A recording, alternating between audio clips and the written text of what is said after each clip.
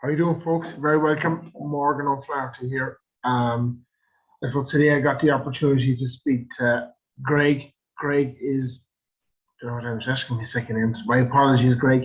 Greg is Machinery Pete in the USA. Greg has a fantastic amount of followers. If you want to get onto, we say buy an old piece of a used piece of equipment.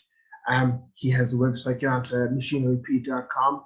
Or if you wanted to just check out a couple of prices, I've gone on there myself. They have dreaming about importing a couple of tractors into Ireland, but sure, we have to be able to dream. And if you go on to machinerypete.com, it'll give you the full breakdown of lists and price. He is I suppose, gathering auction data and auction results for over 31 years.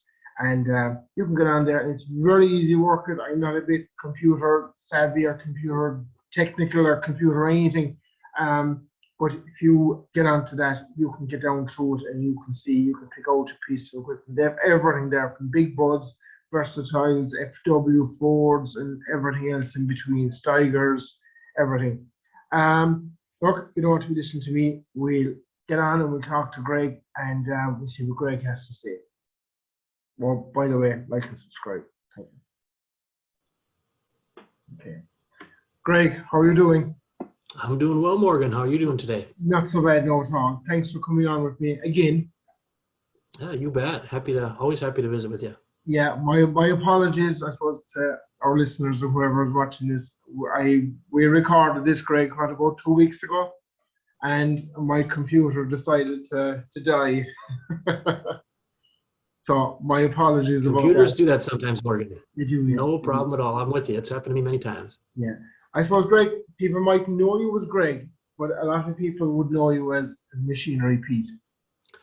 Yeah, probably more people call me Pete than Greg, but I answer to both, Morgan. So whatever you want to call me is totally fine. Yeah. So I suppose for people that might know, you've been gathering auction results and going to auctions, and with what is it now, over 30 years? About 31 and a half years. I started in late 1989. So I'm getting old quickly, Morgan. No, you're not. No. We'll never admit to that. But tell me, Greg, what was I suppose, going back in 1989, they mightn't, I suppose, what was the incentive behind it? What gave you the idea to go out there and said, okay, I want to compare all these auction results and gather them up? Yeah, it's kind of hard to remember, Morgan, but in 1989, of course, there was no internet. No. Cell phones weren't really a thing, no social media, but my father was a John Deere dealer where I grew up in western Minnesota. Mm-hmm. He was a third generation dealer. And the 1980s were, of course, a very difficult time here in the U.S. for farmers, farm crisis. And in the 80s, the auction price data on all the equipment became very interesting to my father as a dealer. He wanted to see what this tractor was worth. He would take something in on trade and put $30,000 in it, and then he would sit there for 6 or 8 months and he'd worry like, oh man, what's it worth? Yeah. And that's one thing about the auction price data. It'll tell you put something up for sale today, maybe a John Deere 4020, Mm-hmm. and then bring 10,000 or 15,000, whatever. So it was kind of going off of Dad's advice that this is really good information. That's kind of how I got into it. And at the time when I started, I was putting a book out 4 times a year. And again, we just cover machinery auctions all over the U.S. And it started to grow. We started getting up into Canada. And but yeah, that's how it started. Nobody was talking about big data 30 plus years ago, Morgan, but I guess that's what I started doing. That's brilliant. No, it's fantastic because, I've gone onto your website and machinerypete.com and all this, and you have a fantastic setup and a fantastic website, and even to go down through some of the used equipment is for sale. You have there's everything on there, really and truthfully, and there's not only is there everything on there, there's something on there for everyone's budget. Yeah, Morgan, if you're shopping for a used sugarcane harvester, you can go find them on machinerypete.com. It'll cost you about $600,000-$700,000, but no, there's cotton equipment and big tractors, small tractors, new stuff, old stuff, ATVs, trailers, trucks. We just tried to create a marketplace at machinerypete.com to bring buyers and sellers together. And then, of course, we have our auction price data there. That's free now if your listeners are curious. Yeah. See what stuff sells for in the U.S. and Canada. Just click on auction price data, and you get about almost 800,000 prices in there. So you can hop around and see what stuff is selling for. Believe it or believe it not, you mentioned that they're sugarcane harvesters. There's actually a market in Ireland for sugarcane harvesters. Are you kidding me? Are you pulling my leg, Morgan? No, believe it or I not. think you're pulling my leg. No, You're telling me if I had a used sugarcane harvester, I could sell it in Ireland? there's a market, there's a growing market in Ireland, Wow. not for sugarcane, but what they're using them for is harvesting willow. And willow is being set in Ireland as a renewable energy fuel. Oh, okay. Well, And see, now I've learned something new today, yeah, Morgan. I thank you for that information. yeah, That's and good to know. believe it or not, the sugarcane harvester is being used to harvest willow. So See, now, Morgan, we're going to have farm equipment dealers in Florida that sell sugarcane harvesters. They're going to watch this, and they're going to call you as their Irish yeah, connection to help them find yeah, buyers over there. send them on. No, but I was actually only spoke to a fella since I spoke to you last, and he told me of just two people in Ireland that are after importing used sugarcane Wow. harvesters, and Wow. willow is the same for people that might know sugarcane. Sugarcane, it's a bit like bamboo, and it Right. grows and it's 10, 12, 13 foot tall, and the willow is the same. So I'll be darned. I live in the northern U.S. in Minnesota, so we do not grow sugarcane in Minnesota, yeah, Morgan. yeah, But when I look at the pictures of these sugarcane harvesters, they're so massive, and yeah. they kind of look like very almost like stuff you draw when you were a kid, Yeah, sketching things yeah, out on a yeah, tablet. But no, that's what I love about the machinery world. There's different uses for these machines and all around the world. So it's, yeah, like I say, you learn something new every day. yeah. So now, if you see a used sugarcane harvester, you can be shoving it our way. I'm serious. There will be interest. Yeah, People here in the U.S. now, these things are so expensive; they tend to sit for a while on the dealer lot. So, again, any possible market for them, I think the dealers will be all yeah, very interested. I'll put it that way. yeah. I seen it now that they work. I presume they have to do maybe some slight changes to the mechanism inside them and so forth. But come here, it's the same. It's just, they chops it up kind of really small and they Okay. load it out the conveyor into the trailer. And it goes Morgan, away. if you can ever get me video of a sugarcane harvester harvesting willow in Ireland, I guarantee that'll get huge views on YouTube. So you work on that, buddy. I'll work on that for you. Leave it with me. But now, how much of a market there's going to be, I don't know. But I presume the renewable energy market is going to be Sure. getting bigger and bigger every day. So, yeah, yeah. Actually, another piece of useless information for you and for your viewers and your listeners and my viewers and my listeners. Where I'm living in Ireland, and we said that Ireland is made up of 4 provinces. There's Munster, Leinster, Ulster, and Connacht. But in Munster, where I'm living, we're told that Munster has the highest population for self-propelled silage harvesters or self-propelled machines in the whole world. Wow. Yeah, we have That's interesting. Just on Saturday, so 4 days ago, I was reporting on an auction. I think it was from New York, Morgan, but it had a nice John Deere 7550 forage harvester. Those self-propelled rigs are always interesting to see what they sell for. yeah, We find over here in the U.S. there's pockets where they're real popular, and then if you have one in an area where there's not as many of them, sometimes it's hard to resell it. yeah. But to find a good used one, it's hard over here. So when they show up in good shape, they attract a lot of interest.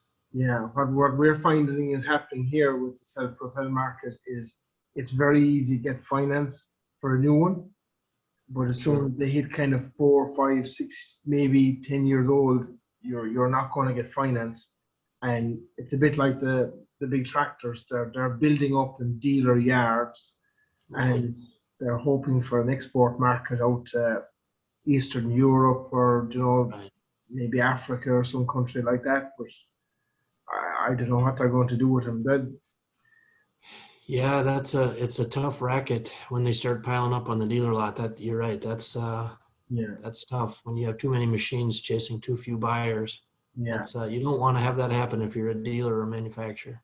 No, definitely not. And it's bad for you because people are going to say, if you're a manufacturer, they're going to say, well, you obviously don't have a great after sales, or there's not a great want or need for second-hand machines. See, that's where the auction pricing gets really interesting, Morgan, because I report on a lot of like record high prices, like tractors over here, red hot right now, used tractors. But sometimes our information is more needed when things are difficult. Like if it was tough to sell a used forage harvester, you'd be sitting there thinking, is it worth 70,000? Is it worth 50? And that's what the auction price will tell you. You put it up for sale, tomorrow, and we'll find out what it's worth, what people are willing to pay for it. So Yeah, yeah, yeah, yeah.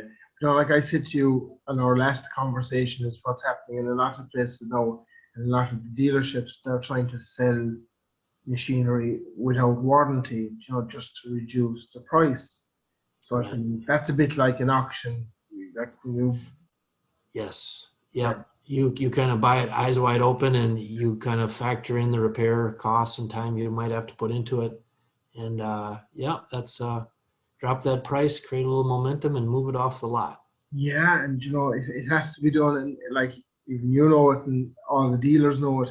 If you have something sitting in the lot, it might be an absolutely perfect machine, but if it's sitting there for 6 or 12 months, there's something wrong with it.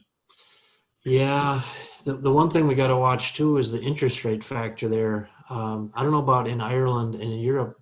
Here in North America, our interest rates are like almost zero. Yeah, So if you're a dealer and you have excess inventory, it's become a little easier to sit and hold it hmm, because your interest costs are lower. But as soon as they start to go up like a quarter point or a half a point, and maybe you had 10 or 12 used forage harvesters stuck on your lot, then it's like, oh boy, we got to move this now. yeah, yeah. So interest rates, people don't think about it, but that can be a big driver in the used market. Yeah, yeah, yeah, for definite. Absolutely. It's the same here.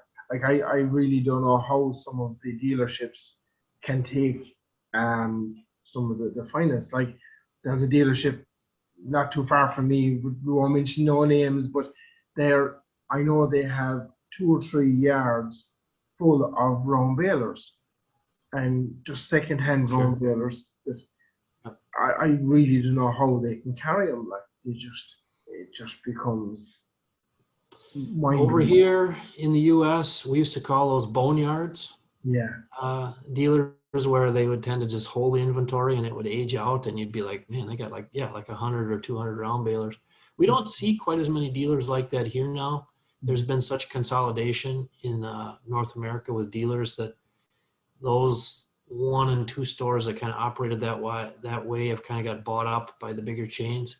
yeah, And yeah, so the bigger chains, they tend to programmatically move that excess used. So if it's been sitting for too long, they just say, just take it to auction and move it, yeah, get it off our books. So yeah, interesting changes in the dealer biz for sure. yeah. I suppose, Greg, we can talk to you without talking about your YouTube channel and so on and all that kind of stuff. You covered some unbelievable, I suppose, finds, first of all, and then collections of tractors. Yeah, that's been really fun over the years, Morgan. Again, I've been doing it so long.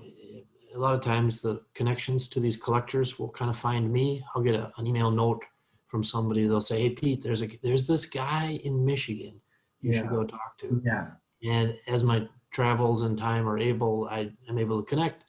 And then on YouTube, it's really fun just to, take my iPhone and just walk down the line and say, Morgan, you've got 60 tractors here. Why don't you just tell me about each one as we walk and go? yeah, And the response to these videos is really interesting. I think they kind of just like the conversational aspect. yeah, So if you're into vintage Farmalls or Deere or Ford or Massey's or Oliver's to see, like, if it was your collection, people would just they just like hearing you talk about that Oliver 77 or that John Deere 60. Yeah. Where did you get it? What'd you do to it? Does it have was it your grandpa's? It's very powerful stuff. So I've just been honored to be able to put those videos out, and hope people enjoy them. No, yeah. You know what? Like you have them. I'm not too sure the number of videos you have on YouTube, but like, I think we passed 1,700 videos a while ago. So again, a reflection of how old I am, Morgan. no, it's not. No, no. It's the reflection of the amount of knowledge you have acquired. It's been fun. Yeah, but like I said to you up there before when we spoke, it was my daughter. It was my daughter on the phone again, and just ended up casting it to the TV, Yeah. and it was just a complete accident. And for anyone that mightn't know what to do, it's very easy to do it. When you go on to Machinery Pete on YouTube, and above in the top right hand corner there's a little square with kind of a couple of arched little circles off it. Hit that and it'll bring up, but you need a smart TV as well, and you need to have connected to Wi-Fi, but it's very doable. And I don't know about you, Morgan. I find myself, which is, now this is ironic because we have our own TV show over here for 8 seasons, but I find myself watching or spending more time on YouTube. yeah, To watch your videos. I love watching your videos, and we learn things. So there's literally anything you can want is on YouTube. So we hope our videos out there can scratch an itch for people that love tractors and auctions and machinery. So it's been a lot of fun. no, it is. We find the same here. Even myself and my wife, we were discussing the other day about our TV package and what it's costing us every month. And we said, we're not watching the television. It's YouTube, and we have a thing here called a player. You probably have the same thing, and you can go back in and you can bring back the TV programs for the last week. So it's you end up watching YouTube more and more and more. And sometimes you tune into Machinery Pete, the content is way better than what's on the TV. Well, thank you for watching our videos, Morgan. That makes me happy. So I appreciate it. Like, you've got some fantastic videos. Like, even just a couple of them that came to my head. I know we spoke about this one before. There was Alice Chambers. There was one guy, like, I couldn't, Don Finetti from Menominee, Wisconsin. Yeah. August of 2016. Morgan, if you have viewers that love Alice Chalmers, they should find that on YouTube, because he had the very last Alice Chalmers tractor made. Yeah. It was a model 6070. He used to be a trucker for Alice Chalmers, and he worked out an arrangement with them as they were going out of business in the 1980s. He said, I want the last one. Yeah. And he got it, and he never used it, only 29 hours on it. Yeah. So, but he had his whole shed was down this way and then down that way and down that way. They lined them all up. And again, it was fun. We had his hired man as a farm manager. After he passed away, he just told us about each tractor, and it was amazing. It was just, and like, for people that haven't seen it, I'd advise anyone go on and watch it. It was just, to me, it was just mind blowing. Like, and it was just, there was a couple of. It's funny the passion involved with these collections. It is hard to, I'm always interested. How did you get started collecting? And then as the collection grew, once you get out past 10, 20, 30, wow. Yeah. First of all, if you're married, what did your wife think of this? Yeah. Sign of a very strong marriage, I think, Morgan. Yeah. When you get past 50 tractors and your wife is okay with it, that's a special marriage. Yeah. There's a friend of mine, and he's from Cork, the next county over from us, and he has this sign up beside his garage, and he says, my biggest fear is when I die, my wife will sell the tractors for what I told her I paid for them. Yeah. That's pretty good for you. That's pretty good. I'm interested when I'm out at an auction, and now, of course, we live in the age of cell phones, right? So people are standing there bidding and they're on their phone, and I'm always wondering, well, who are you talking to? Yeah. Occasionally, it'll be their wife at home. And Yeah. again, in those cases, I think those marriages are built to last. Because Yeah. Yeah. but more often what I hear is the guy will buy the tractor and then it's sort of like, well, oh, what am I going to have now? We got to even this up a little bit. What do I have to do? Yeah. Yeah. Either Yeah. I have to get on the honey-do list, Yeah. or maybe I have to redo the kitchen now or something. But no, it's all good. It's Yeah. you have a lot of fun out there. Yeah. Well, whoever's watching this, if you're buying a tractor, just book your next holiday to Ireland. We look after you. Oh, absolutely. Yeah. I told you, Morgan, we do want to come over and find an auction in Ireland or the UK to film for our TV show. So you're my point man. So you got to make Yeah. that happen. Brilliant. We'll definitely work on something. And we'll get you over. If we get over this pandemic we're in at the moment, Yeah. we'll get going. And I suppose, Greg, the other thing is of course, I go through your channel all day and all night. You had that very low hour John Deere, the one that the trees grew around. Oh yeah, that's our most watched YouTube video, Morgan. I think it's like 1.7 million views or something. It was from, I think it was 2013. We ran across a tractor in Ohio in the central U.S. It was a 1992, I think, John Deere 4960, so 200 horsepower. Yeah. And it was just one of those crazy deals where the gentleman bought it, and when he brought it home to his farm, he had a beautiful shed, machine shed, but it was full. Mhm. So he parked it right outside the shed, and he never ever moved it. It was crazy. And it, like you said, trees started to grow up Yeah. around it. And interestingly, the tractor only had 14 hours on it 20 some years later, and the guy passed away. And it was sort of a local legend in the area. People had heard about this track in that 4960 is a very popular model here. Mhm. And they'd heard about it and they wanted to go see it. And now I don't think I shared this in the YouTube video, but the word was that when people drove up the guy's driveway, it's like, I heard about that 4960. I want to go look at it. He would have a gun Yeah. to Yeah. leave my property. Yeah. But after he passed away, his son sold it Mhm. as is, and a father and son from Rushville, Ohio, bought it. And it was pretty amazing, Morgan. It sat outside for 20 years. And Ohio gets really warm in the summer, like, 90s and humid. So the tree that grew up, it dripped sap down onto the hood. Yeah. And the hood was kind of pitted out. That was the only thing wrong with it. So they bought it and they put new fuel in it, and it, boom, started right up. And now you've got this tractor, and the plastic was still on the seat. There was still cardboard on the floor of the cab from the dealership. Yeah. Yeah. And I was out there maybe a month after they got it. And even then, when you open the cab door, you stick your head in there, and it was like, The smell. it smelled like a new tractor after sitting outside for 20 years. It was an unbelievable situation. Brilliant. No, like that's just a video. It's actually a video you'd watch over and over and over again. Like, it's just unbelievable. Yeah, a lot of people didn't believe it only had 14 hours, and I understand how it's hard to believe, but the longer I do this, Morgan, I think as humans, we do a lot of weird stuff. Yeah. Yeah. Yeah. We do. Yeah. Sometimes you buy a new tractor and it makes no sense, but you just park it outside and forget about it, and that's what happened. Yeah. Yeah. How you doing, folks? Brilliant. Look, the interview with Machinery Pete is roughly about 40 minutes long. So I decided I'd cut it in half, make 2 videos out of it.